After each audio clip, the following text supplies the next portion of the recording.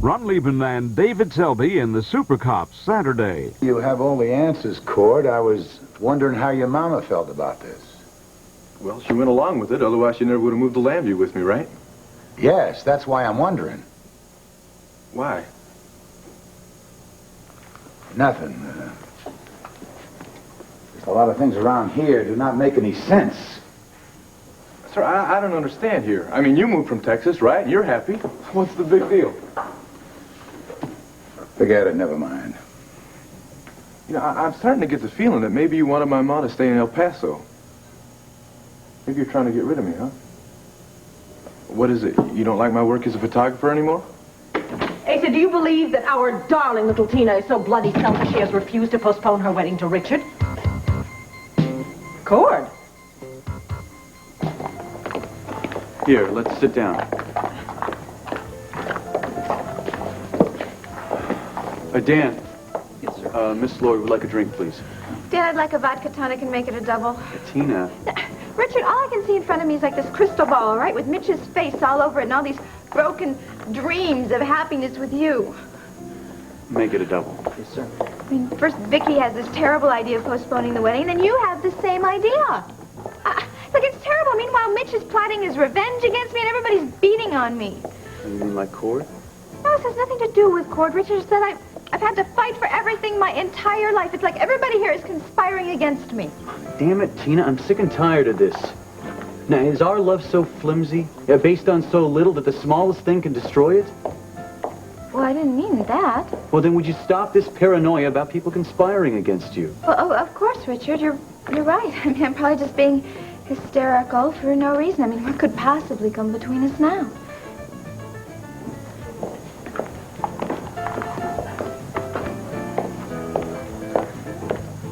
Cassie, you become one of Mitch's disciples?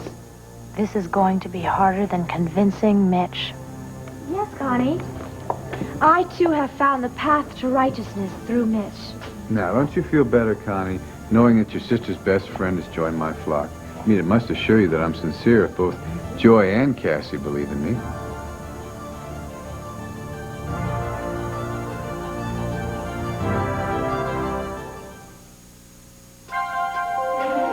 Here's what to do when you don't find the rainbows in this time.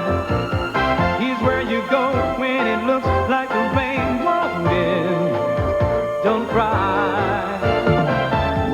I'll give you tomorrow. Let me be the one to share it with. And each day that follows, 'cause we only have one life to live.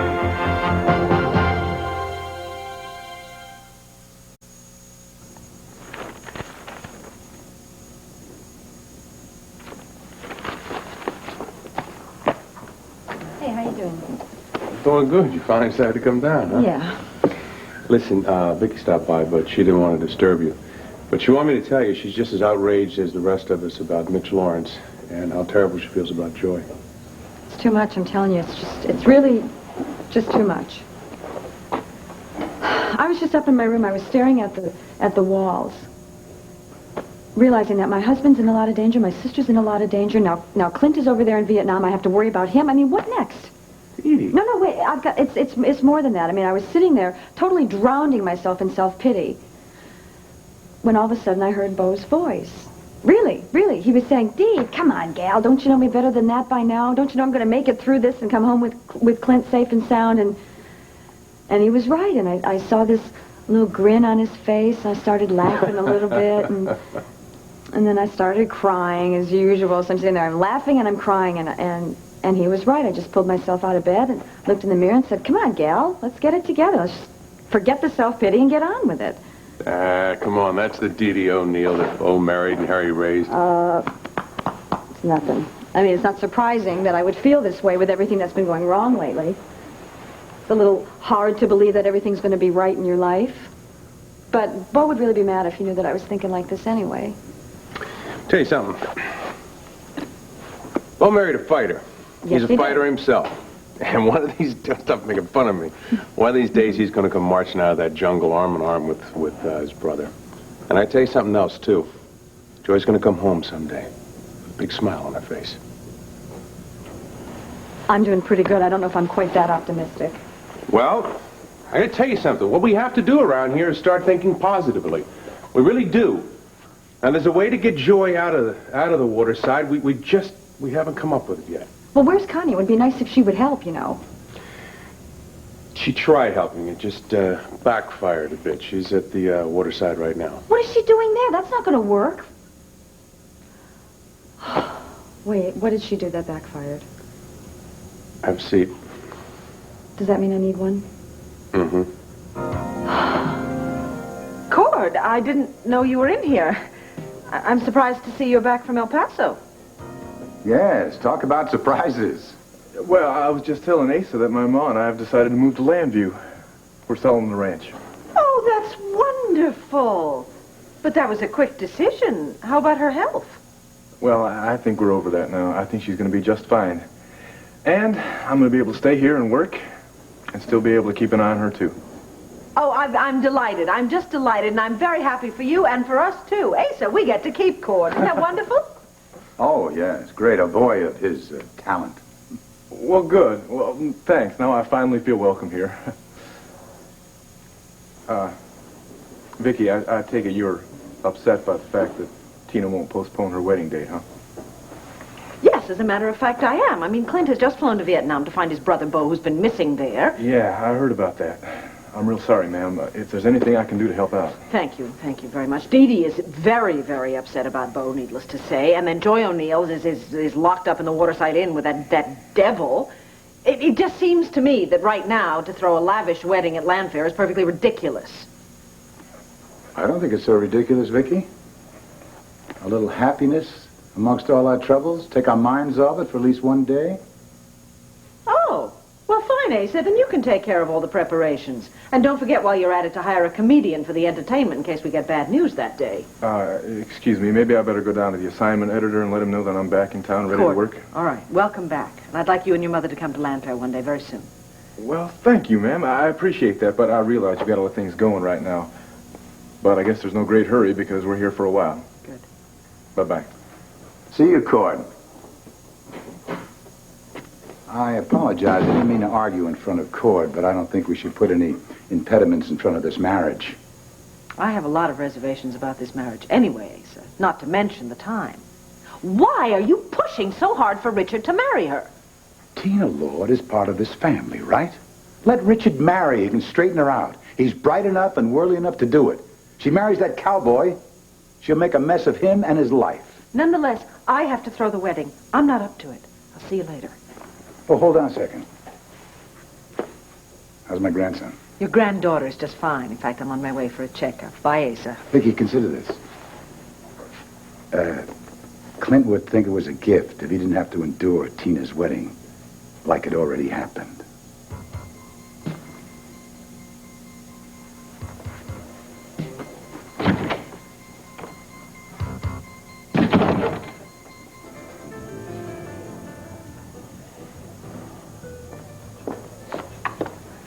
Cord's mother. Well, I thought she was in El Paso, ill. The Cord flew down to take care of her. Well, I'm as shocked as you are, Richard. But why didn't she come over and say hello? And why did she look at you with such hatred? Well, because she thinks I'm to blame for Cord's infatuation. Look, I've tried to explain to her that I've done everything to discourage him, and I told her that I love you and all that stuff. So did you talk to her here, or in El Paso, or both? Well, I do run into her here in Llanview, and then I met her when I first went to El Paso. You know, you never really explained why you went to Texas in the first place. Well, I told you rejected me, Richard. I thought my life was over No, with. but why did you go to El Paso? I mean, Pam mentioned some letter, something about revenge against the Buchanans. She did. How sweet of her. Yeah, I just never got around to asking you about it. Or you never explained one or the other. Well, what possible importance could it have to us now? Actually, since it started this whole mess with Cord, it is. So why did you go down to El Paso? What was in that letter, Tina? These are the amazing Lee press-on nails. Richard, we've gotten so far from the subject of our marriage and when it's going to take place. Oh, we'll get back to the subject. But first I want to know what was going on down there. Now, if you were thinking of revenge, well, there must have been some money involved. An oil well or something. Maybe some kind of an investment that you were looking for that belonged to Asa or Clint. Richard, you are so clever, you know. You really are. You're so perceptive. That's exactly it. I can't believe it. You see, I found this letter about this hot, tip on some land in El Paso, and it was for Clint. And I thought, well, I'll beat Clint to it. I'll take my little bit of money, beat him to it, and then gloat after I've become real rich. Problem is I was too late, and somebody beat me to it. All I did was waste the money on the trip. It's those impulses of yours that get you in so much trouble. I know. And that's why I'm so lucky to have you to point all that out to me. But, of course, that doesn't include this discussion about our marriage, now does it? Excuse me, Mr. Abbott. You have a call from your office. Oh, thanks, Dan. I'll be right back. Thanks, Dan.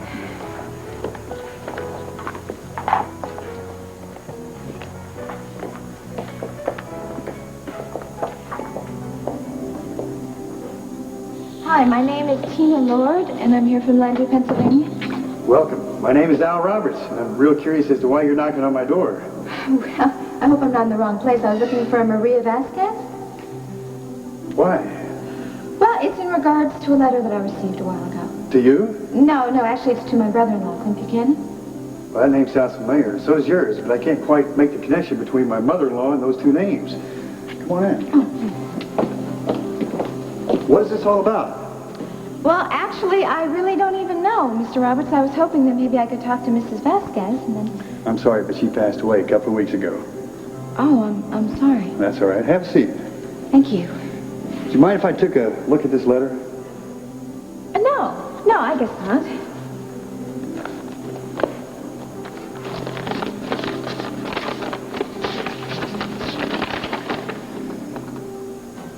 Well, that still doesn't tell me too much. Yeah, I know.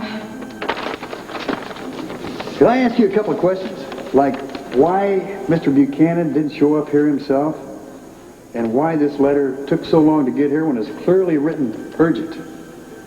Well, Clint has had a lot going on in his life lately. He's really been very busy, and he didn't even see the letter till a couple of days ago.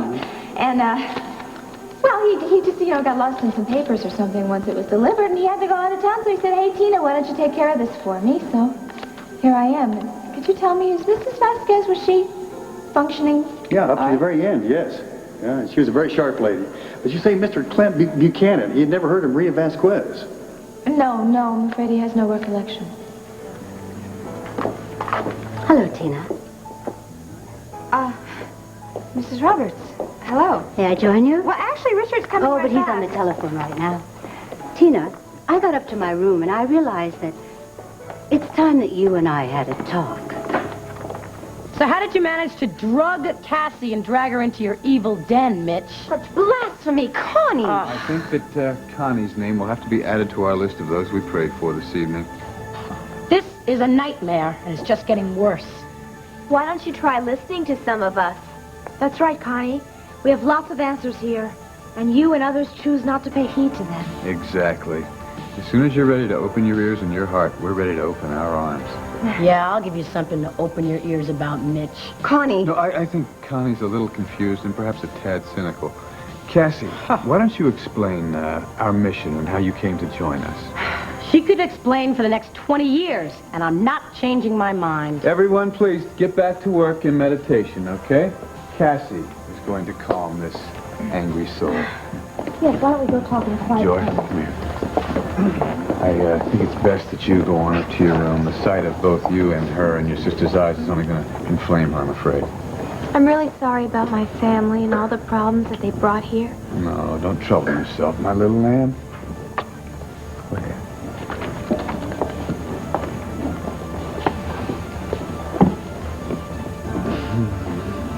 I'm starting to think we should get a court order barring the O'Neills from this building. They're constantly disturbing our peace. Well, Allison, you must remember I did shoot their father down in cold blood. It's my burden, and I'll bear it the rest of my life, but I will continue to look each and every one of them in the eye for all time. You're incredible. Where do you get your strength? Well, from the Lord, where all strength and hope comes from. Although I must say, you certainly helped me too. I don't think I could carry on without you at my side, loving me and adoring me and protecting me. I'm sorry about that jealous fit.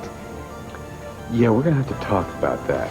And also about your new assignment, which will be the most important work I've ever asked you to do to date. Can you meet me up in my suite in a few minutes? Do you think we should both leave the lobby? I mean, what about Connie? I think Cassie has the situation well in hand.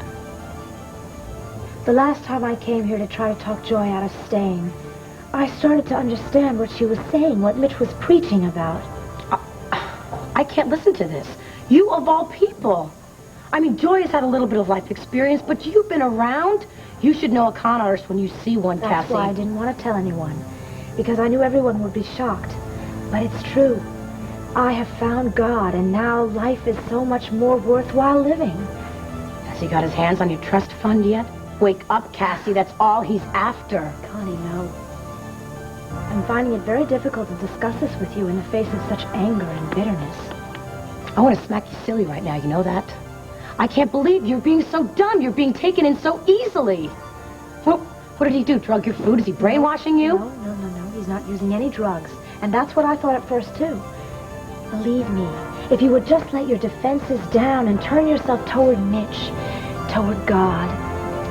That's enough. I'm not going to listen to this anymore. I'm going to call your father, the district attorney, and I'm going to find your mother. No, you can't do that. You cannot do that. You are going to blow everything. Listen to me. I am pretending to be a disciple. I'm here to save Joy.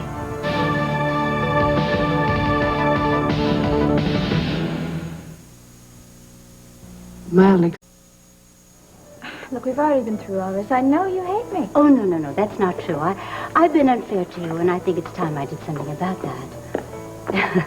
Oh, yes, you look so shocked. Well, I'm sure it's hard to trust.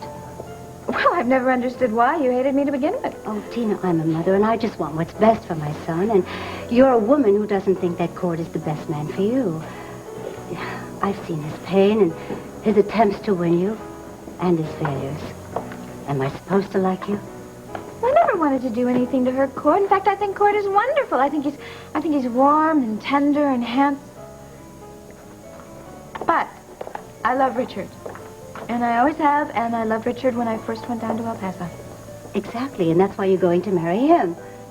You are going to marry Richard, aren't you? Yes, of course. In fact, we're just having a little trouble right now, you see, because my brother-in-law, Clint, went down to Vietnam to see, if he could find his brother, Beau, and then once that's all taken care of, then the marriage will, go right ahead. Good. Because once you're married, I think Cord can get on with his life. It's very hard when someone's in love for the first time. But I'm certain that he can find a woman that is much more suited to him than you are. Yeah, well, of course he will. May I ask you a question? What are you doing here? I mean, I know Cord flew down to El Paso and... Yes, well, he has convinced me to start my life over here in Llanview, and you know how much he loves working at the Banner, which is why he came back into town. So, both of you have moved here for good, huh? Yes. Hello, Mrs. Roberts. Oh. It's nice to see you again. How are you feeling? Oh, quite well, thank you. We had a little problem down at the ranch. Some young hoodlum escaped from prison, but Cordero took care of him and me. At any rate, we're back in town. I was just wishing you and Tina the best of luck on your impending marriage. Well, thank you. That's very gracious of you. Well, as you can imagine, I've got a million things to do, like find an apartment, so I'll be off. Oh, you be sure and stop by the Banner. You can see where Cord works. Oh, I'll do that, thanks. Bye-bye. Goodbye. Bye.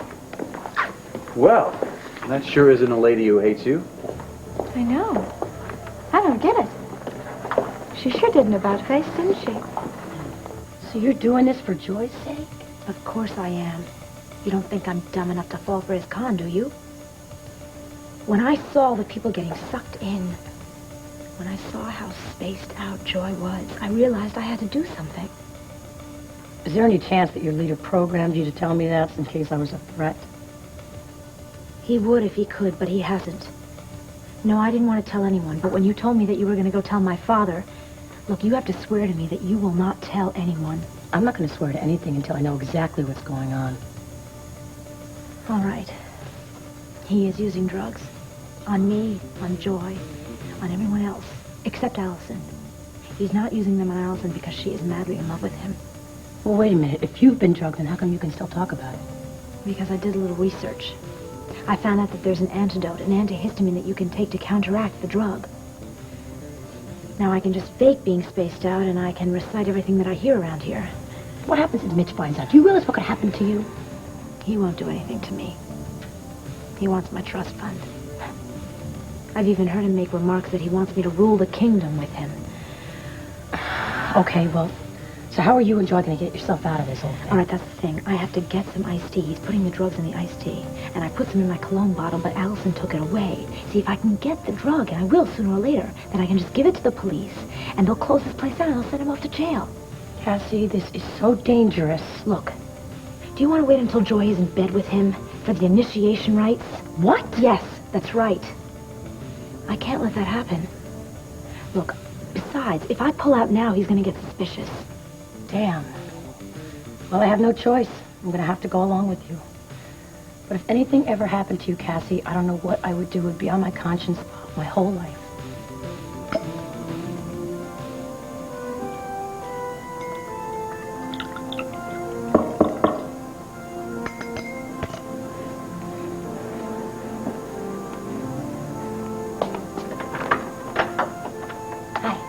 Listen, Mitch, I've been wanting to tell you. I took this bottle of cologne from Cassie Callison. Now, I tried to explain to her that we don't use these kind I of things couldn't at the care mission. less if the disciples use cologne or indulge in makeup. Don't worry about it. Oh. But what does worry me is when a disciple disobeys me and thinks that she's smarter than I am, and thus starts asking me questions about what I do. Well, I certainly agree with that. No, you don't. You wouldn't have made such a big fuss about my initiating Joy O'Neill. But that was just a jealous fit. We already talked about it. Oh, yeah, well, I see it as a proof that I can't trust you, that I can't depend on you to carry out my orders and my wishes. Yeah, you can. It was just a momentary slip, I promise. Yeah?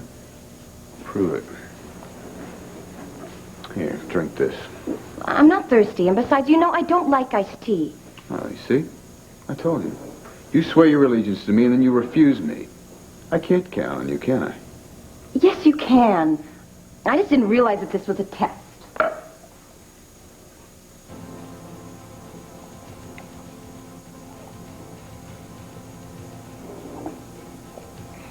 Okay? That's very good. I'm sorry that I lost my temper with you. It's just that this assignment I have for you is so delicate and so touchy that I can't afford to have any doubts about you. Oh, Mitch, I will do anything you ask. Believe me, I will pass any test, I will forge any river, I will climb any mountain. Hey, Allison, you've made your point. Come sit down, okay? All right, here's what I want you to do. Go over to Llanview Hospital. Find Vicky Buchanan's doctor. What's his name? Balsam. Right, talk to him. I want you to get a part-time job, either with him or in pediatrics. If they don't have any job openings, I want you to volunteer in that department. Why? Allison, please. You want to get rid of me, don't you? You want me to go work at the hospital so... Allison! Look, that's not it. I have a reason, a very good reason, because it's going to benefit our mission and us as a couple. All right? Just do it. Say yes or no. Yes. Yes, yes, yes. I'll do it. Now, that's my love. It just so happens that I like a drop or two of perfume on a lady. And you know, Dr. Balsam might like it too. Cassie usually has delightful taste in things. This isn't cologne.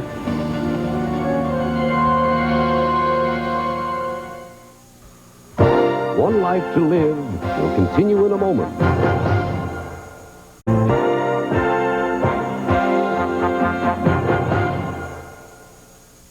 I don't usually make a habit of dropping by, certainly not twice in one day. Oh, we love it. Are you kidding? But I've had an idea. As I said earlier to Pete, I'm getting more and more concerned about Joy and Mitch and the power that he seems to be wielding in this community.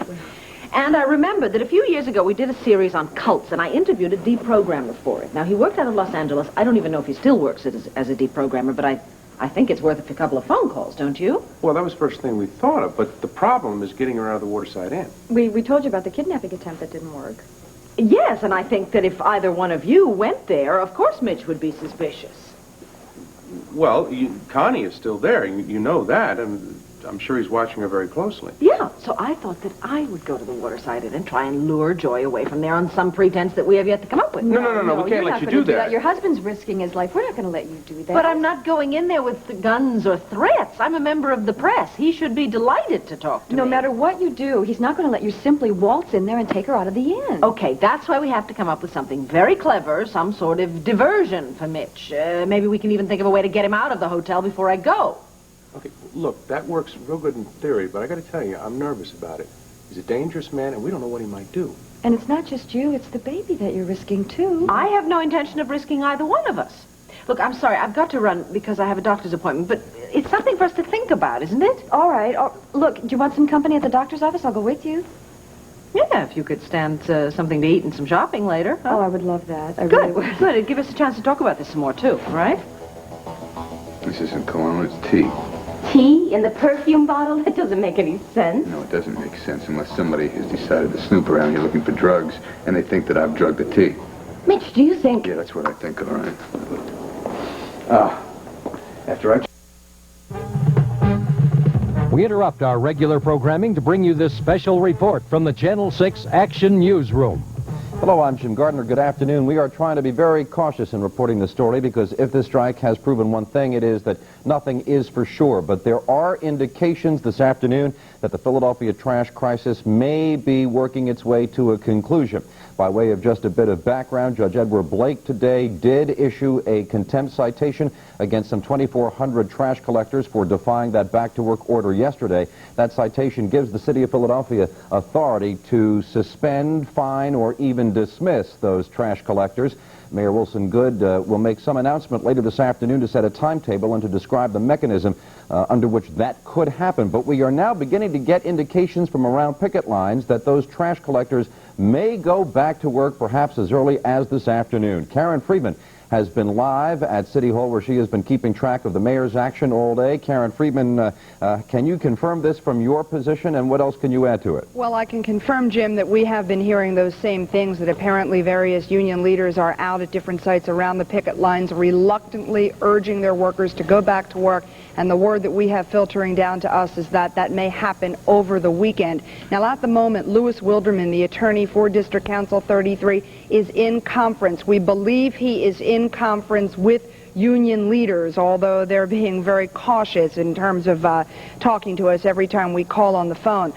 In terms of the union actually confirming all of this, no, Jim, I can't confirm it. We are waiting for word from the mayor. We are told that at 3 o'clock, somebody from the mayor's office will come in here and tell us at what time he will address us to give us more information about what action he plans to take, and also action, Jim, concerning those private haulers that we've been speaking about all day. That's right. We should say that the mayor is already on the record as saying that he would bring in private trash haulers if the trash collectors did not go back to work, and that could happen within 12 hours or so. But let me make one point clear here, Karen, and that is that we are expecting the mayor's news secretary to come out at 4 o'clock, make that 3 o'clock, to announce at what time Mayor Goode will come out to describe the city mechanism to reprimand or possibly dismiss these trash collectors. But I have just heard that, in fact, he may be coming out to say that they are going back to work and the crisis may be over. Now, is that possible? That's very possible. I mean, he does have a couple of alternatives. As you know, he said yesterday and he said today that if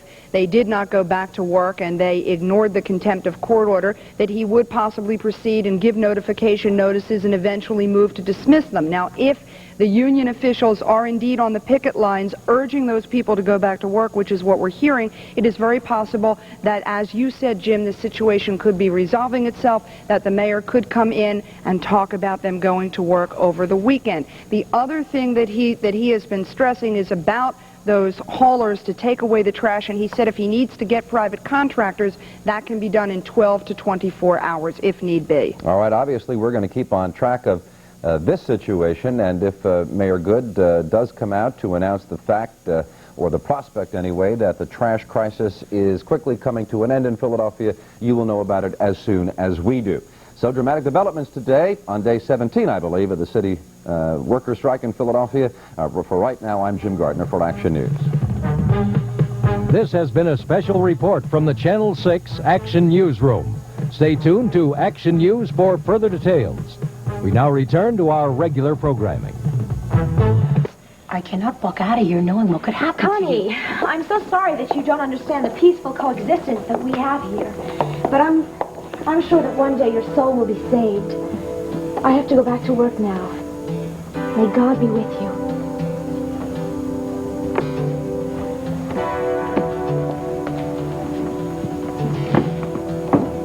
Cassie, I'm so glad Connie's gone. I need to talk to you alone.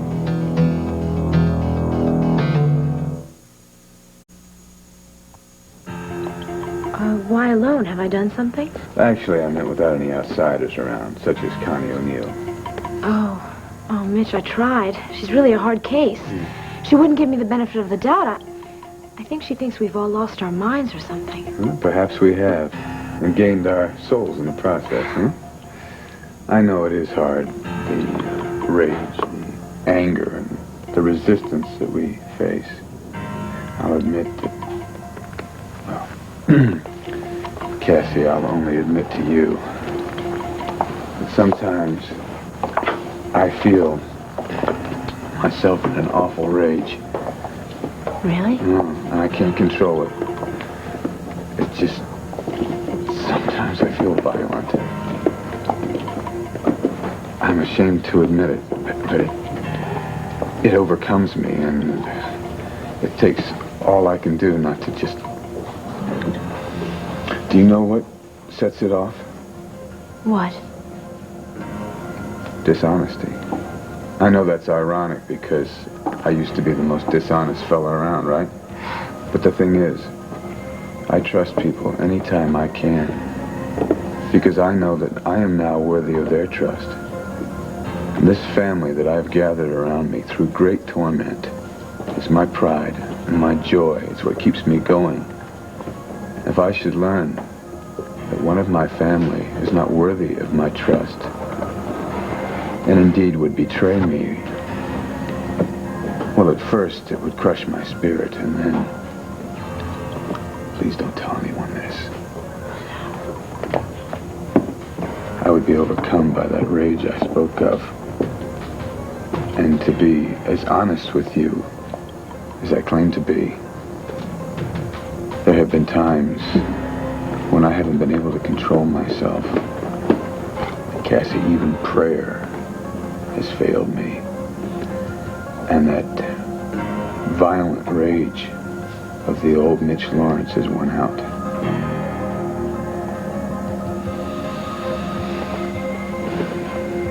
I'm giving a sermon at 2:30. I hope you'll attend.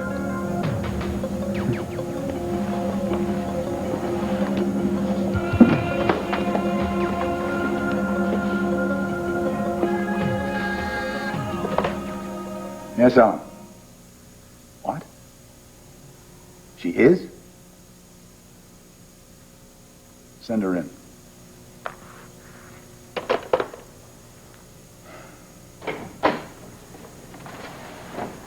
What are you doing here? I know Clint is out of the country, and why I know Vicky is not around, and I'm also aware that you know through my son that I'm going to be living in Llanview. Now, that is happiest news I've heard in ages. I'm going to wake up every morning, I'm going to shout hallelujah. If you wake up in fear and dread, that is perfectly fine by me, too. Oh, that's it, Maria. You're going to stick around and make me squirm. I am going to stick around because Cordero is determined to live here and pursue his career as a photographer. And case Tina Lord, who is soon to be marrying Richard, at which point Cordero will give up. Maria, it is too dangerous for you two to be here. Clint is bound to find out. You know what, Mr. Big Shot? I don't care anymore. You don't care? No. You've got to care. You could lose Cord. That's a chance I'm going to take because I will no longer live in fear. That is the stupidest thing I've ever heard in my life. Tina finds out about this before she marries Richard. She dumps Richard, marries Cord instead. I find that hard to believe. She loves him. Tina marrying Richard for the Lord money. She finds out Cord has Buchanan money, no contest. You are the mother-in-law, the wicked witch of Llanview. We both lose a son. Maria, don't give up. Think of some reason to go home and take Cord with you. I am through listening to you, you monster. I should have listened to my husband. My son is sensitive enough to understand why I've kept the secret from him. He will forgive me. Maria, Clint will not forgive me. Do you really suppose that breaks my heart, Asa? Oh, yes. For a while there, I was listening to you as I did years ago, when you had the power of life or death over my family. Well, that isn't true anymore, is it? In fact, it seems that we have changed positions. I think now I have the power over you.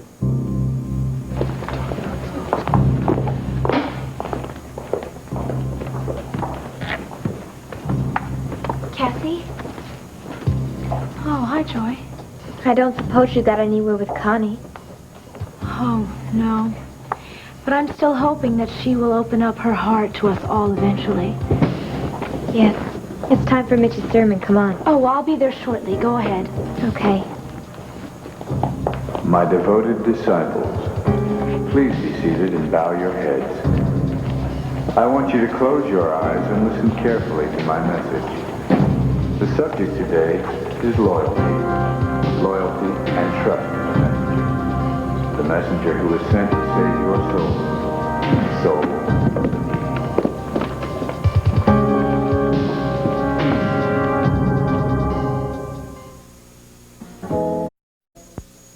The outstanding actors are on ABC Daytime. Erica Slezak, winner of this year's Emmy for Best Actress as Vicki Buchanan on One Life to Live. That's wonderful. And from All My Children, David Canary, winner of the Emmy as Best Actor for his roles as Adam and Stuart Chandler. And Michael E. Knight, this year's Best Younger Leading Man for his role as Tad Martin. What a great idea. Congratulations.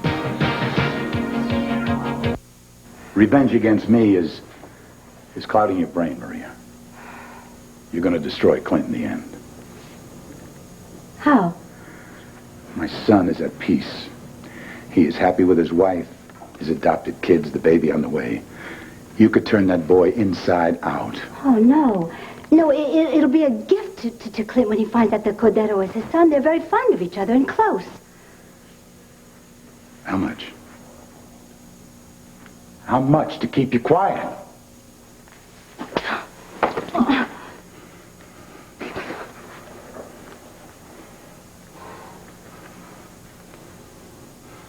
My main motive is not revenge or to manipulate. On the contrary, Asa, I tried manipulation, and it failed. Cordero is more entrenched here than ever, and I had to bury my husband, a man that I loved very much. If anything were to keep Cordero here, to keep him in El Paso, it would have been running the ranch. I will not try to make him feel guilty or even pretend that I couldn't live there without him. Right. So you'll live here with him. Damn it, Asa, he wants me to. I don't want to lose him, too. Asa, don't you see what is going on here? Fate, destiny, any of those words that you want to choose. You and I are no longer in control of this lie. It is a secret that is bursting to get out, and I am through trying to stop it. I have got to find a way to convince you, lady. And I will not hide from Clint. If he recognizes me, fine. If Clint and Cord find out they are father and son, I will deal with it. Maria, this is insanity. No, this is the truth. And it should not have been suppressed for so many years. Maria, I'm telling you, name it, anything. I'm not talking bribes. I'm talking favors. It is over. I am through playing this game. Whatever happens, happens. And I know one thing, Asa. I will still have my son's love.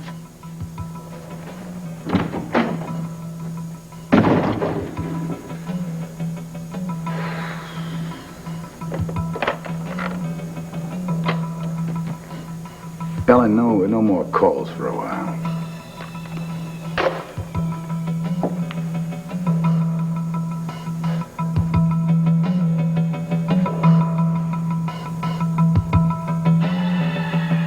Of course, Dr. Balsam was running late. Name me one doctor who doesn't run late. That's a good point. You know, I think that after Bo gets home within a little time, I'm going to be spending a lot of time waiting in the doctor's room. Oh, Dee Dee, I can't wait for that. And I'm glad to see you thinking positively about Bo. Well, you know, I really can't believe that those two brothers wouldn't come through this.